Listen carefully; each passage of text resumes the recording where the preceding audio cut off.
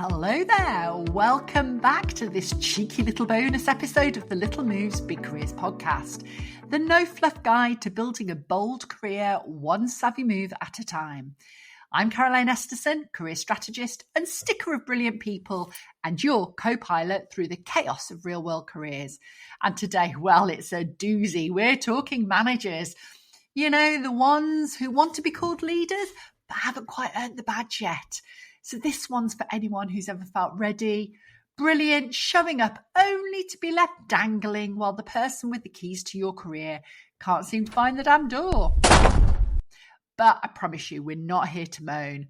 We are here to observe, to decode, and to take control of your future one little eyebrow raise at a time. Because it's always good to understand your boss, especially the difficult ones. Not to excuse them, but to understand them. Because once you name the pattern, you can stop taking it personally and start managing around it. So in the spirit of cheeky honesty and psychological survival, let's take a stroll through the modern workplace zoo. Not to judge, well, okay, maybe just a little, but mostly to name what's happening so you can stop internalizing it and start leading yourself around it. Let's go people watching. Binoculars out, side-eye activated, because once you've seen these characters, you simply can't unsee them. So, first up, we have the deflector. You'll spot this one loitering near vague project plans, muttering things like, "Oh, let's circle back," with the confidence of someone who absolutely will not circle back. They treat accountability like an old yoghurt in the office fridge. It's technically theirs, but they'd rather someone else dealt with it. They don't really know what your job is, but they're very concerned about whether your PDP is up to date. They have classic tick box energy. And you're probably thinking, am I just supposed to figure all of this out by myself? Yep, pretty much. But here's how you can do it strategically. You can offer them 2 to 3 options so they can make a decision without effort. Always put it in writing, assume amnesia is coming, and CC with purpose. If you're keeping things moving, make sure it shows. Your job isn't to get clearer instructions here. You just won't get this from the deflector, but rather your job is to create clarity. Then make sure your name's on it. Next up, the bouncer strutting into view, clearly looking for the door to open for them, and not you. You'll find them stationed near stretch opportunities, clipboard in hand and holding the velvet rope like they're guarding the backstage at Glastonbury. They smile politely, talk about fit and readiness, and block your career like it's a health hazard. They say they're protecting you from burnout, but somehow others keep getting promoted ahead of you. And you know what? They all just happen to look like and sound a lot like the bouncer. You're probably thinking, hold on a second. Are they protecting me? Or am I being sidelined? So let's be honest, if you have to ask, you already know the answer. So what can you do about it? Start by asking for the criteria. What would ready look like to you? Then, if they can't define it, build allies elsewhere, find other doors. Always make sure you track your wins. Keep records, make yourself undeniable. They're holding the rope, you're building your runway. Oh, look, over there, to the left. Can you spot it? I can see the squirrel. The squirrel's foraging for pickings. This one arrives like a whirlwind of half-finished sentences and forgotten attachments. The squirrel is busy all the time, but if you look closely, nothing's actually moving. They ping you 3 times in one day, forget what you agreed, and then send a follow-up saying, "Oh, sorry, where did we land on this again?" They mean well, but their chaos, oh God, it's contagious. This time you're probably thinking, is it me, or are they just everywhere and nowhere? It's not you. They're spinning. You need a system. Own the comms, recap every meeting, confirm actions, simplify everything. Give them one sticky sentence, not 5 slides. Protect your own priorities. Their tornado doesn't need to take you with it. You're not their admin. You're their anchor. Oh, what do we have next? See, over there, this time to the right. Look very carefully. It's a bit in and out of focus. There, I've got it. It's the chameleon. Oh, now this one's a really slippy character. The chameleon changes colours depending on who's in the room. In meetings, they're all smiles and we're in this together. But when things go sideways, poof, you're on your own. They talk the people first talk, but behind closed doors, it's all about self-preservation. You only realise you've been thrown under the bus when someone else says, "Oh, I thought that was your decision." You're probably thinking, am I imagining this? Or are they completely two different people? No, you're not imagining anything. You've clocked the mask change. Now work smart around it. Mirror them just enough to stay on their radar, but hold your integrity behind the scenes. Again, document your impact. Recurring theme here. You'll need records if the blame boomerangs back. Build a truth circle. People who will reflect what's really going on around here. Again, don't match their chaos. Master your clarity. And finally, here we go.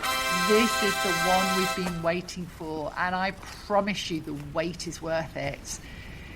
This little gem is the amplifier. A rare but beautiful sighting. You'll recognise them instantly. They say your name in rooms you're not in. They see your potential before you do.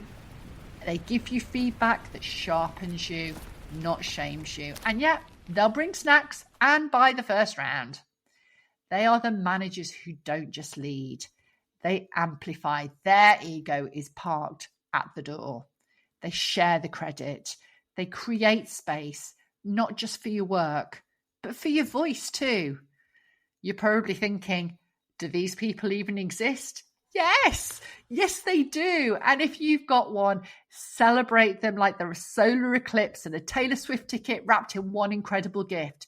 You can, of course, substitute Taylor Swift ticket with any of your favourite bands. Bake them brownies, nominate them for knighthood, give them your last decent pen or even your Netflix password. Protect this relationship. Let them know what they're doing that helps you so they can keep doing it. Ask them for feedback early and often. It'll make you braver. And remember, it's not just about you. Amplify them too. Good managers really deserve to be seen. And if you don't have one, well, you know what? Be your own amplifier until the right voices catch up. Now, remember, this little safari around the workplace suit really isn't about blame. It is about awareness. Because once you name the pattern, you're reclaiming control. Think about this. One day, you could be the one in the room who gets to spot someone quietly brilliant and say, they're ready, let's back them. Okay, so we all know you don't always get to choose your manager, but you can always choose how you respond to the less than ideal situations or people. When you name the pattern, you stop internalising the chaos and start to navigate around it with style. Jack Canfield has a very useful equation I want to share with you here. E plus R equals O. E is the event. Something happens. For example, you have a manager who's less than supportive. R is your response to that event or situation. You choose how you respond strategically, consciously, and on your terms. You could, of course, get annoyed, frustrated, or angry, but frankly, what good would that do you? Then you have O, which stands for outcome. But be clear about this. You choose your response, and your response shapes your outcome, not the event, not the other person. You. You are in control of it. Let me give you a proper example. You find out your manager didn't advocate for you in a promotion meeting. You don't know why. That's the event. Your old response might have been to spiral, overthink it and stew on it. You replay every meeting and convince yourself you're not good enough. None of your next steps here help you, do they? And they definitely don't help your career. So, what does your new response look like? Well, you pause. You decide to get resourceful. You start by documenting your impact clearly and consistently. You build allies. You find advocates outside the usual chain. And here's the bold bit. You challenge your manager. Not with blame, but to seek clarity. You say, I heard I wasn't put forward for X. I'd love to understand what shaped that decision and what I need to work on so that I am in the frame next time something like this comes up. That one sentence is powerful. It says, I see what's happening and I'm taking ownership. And I expect you to do the same. Because managing up isn't about being pushy. It's about being clear and quietly powerful. And this leads to a more productive new outcome. Your visibility rises. Opportunity finds you elsewhere or through smarter routes. Remember, you can't always change the events, but you can always change your next move. And that's what taking control is all about and where your real strength lives. Not in waiting for your manager to get it, in choosing a response that creates a more resourceful outcome. You don't need perfect managers. You need conscious moves. E plus R equals O. Own your response, shape your outcome, and lead yourself and others like someone worth following. So, whether you're dealing with a deflector, dodging a bouncer, or recovering from a chameleon sighting, just take a breath. Know how to spot the pattern. That's your superpower. And you know what? If you do have an amplifier in your corner, thank them, appreciate them, learn from them, and start becoming that person for someone else. You don't need permission to grow, but it's bloody lovely when someone sees you and says, let me back you. So if you've enjoyed this little bonus episode, share it with a fellow survivor of manager madness. You can find the transcript, cheeky extras, including Are You an Amplifier quiz, and career tools that actually work at inspireyourgenius.com/podcast. And if your team could use a bit of this straight talking magic, that's literally what we do. Bring us in and we'll help your managers become amplifiers, not ambushers. I promise. Thank you for joining me. Until next time.